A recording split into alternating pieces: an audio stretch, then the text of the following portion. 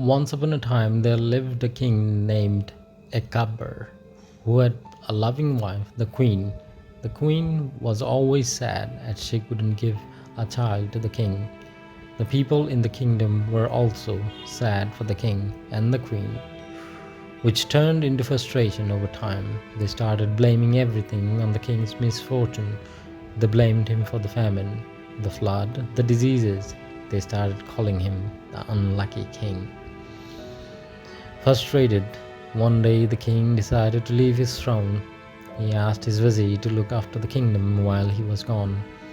Everyone in the palace asked him to stay, but the king believed that kingdom would survive if he would just leave. Then the king took a boat and went to a faraway forest. Years passed, and the king thought he would surely die in the forest, wandering around. One day, when the king was aimlessly walking around the forest, he stumbled upon a saint who had been meditating for 12 long years to achieve nirvana. The saint got furious because the king mistakenly kicked him out of his meditation. The saint cursed the king, saying that the king would lament the absence of his son for 12 long years. The king laughed and said, "Oh dear saint, I wish I had that fortune, but I am childless." The saint said, "My words have never been wrong. Thus you will have a child, a son, who will die on the 12th day if you don't get him married to a 12-year-old girl and send him off to exile for 12 long years." The king lamented and asked the saint to forgive him and lowered the restraints. The saint said that it's all God's wish and gave him a small fruit which the queen would need to eat.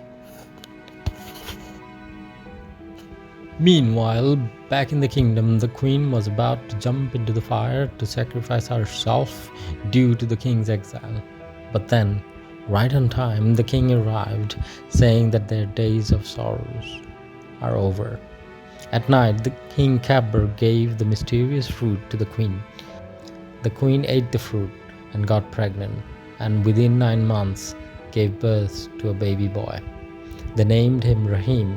The king was really happy, but was also worried because of the curse of the saint. The king asked the vizier to make an announcement throughout the kingdom that anyone with a 12-year-old girl should come to the palace immediately, and that 12-year-old girl would be married to the future little prince who would turn 12 days old very soon. If someone had a 12-year-old daughter but refused to come, they would be put to death. After searching for a few days, the vizier found no one with a 12-year-old girl. The king got worried. Meanwhile, the vizier's own daughter, Rupban, would turn 12 within just a few days. Learning this, the king asked the vizier to give his daughter to the future prince. The vizier refused. King Akbar got furious and threw him into the jail. Hearing this, Rupban, the vizier's daughter, rushed to the palace and agreed to marry the 12-day-old prince. The king was happy to see Rupban get married to his son, but the king knew Rupban would have to endure even more suffering to save his son. After the marriage, King Akbar explained the curse to Rupban, the queen, and the vizier, who were all very shocked.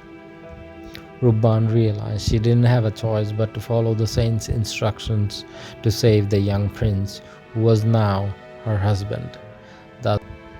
Thus Rupban took the baby prince and left the palace.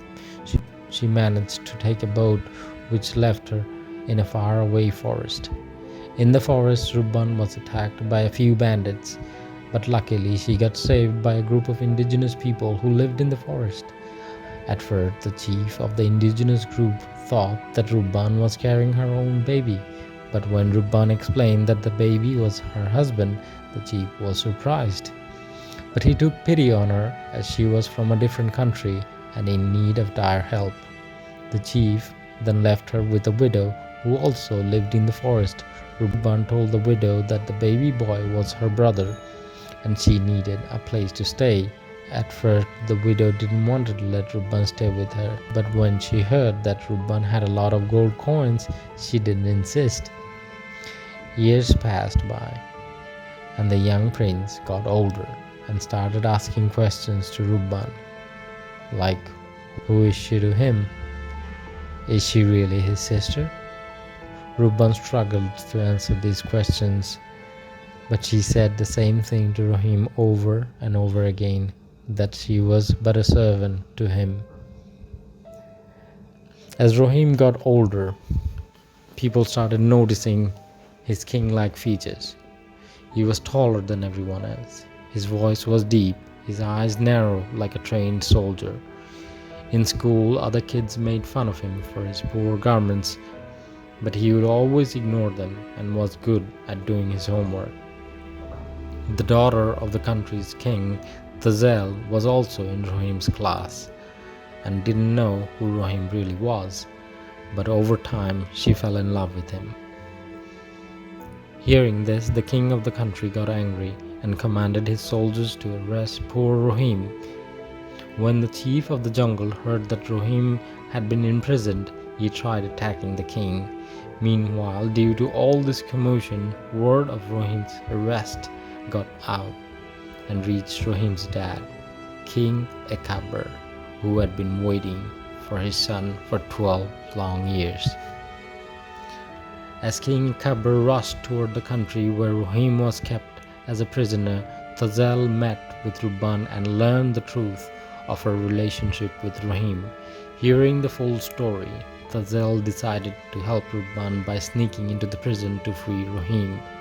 In the prison, Rahim was really happy to see Tazel and wanted to run away with her, but Tazel told him that Rupban had been waiting for him for 12 long years, that Rupban was his true and only lover who truly deserved him. Hearing this, Rahim realized everything. He realized why Rupban had always said that she was just a servant to him. When Tazel's father learned that King Akbar was Rahim's father, whose kingdom was a lot bigger than his, he got scared. King Akbar wanted to put him to death, but Tazel was there to save her father. Rupban also asked King Akbar to forgive Tazel's dad for imprisoning his son. The story ends with everyone happily ever after. Rahim with Rupban, the king and the queen happy. No one called King Akbar the unlucky king anymore, but there was one sad soul who dearly missed seeing her first love, and that person was poor Tazel.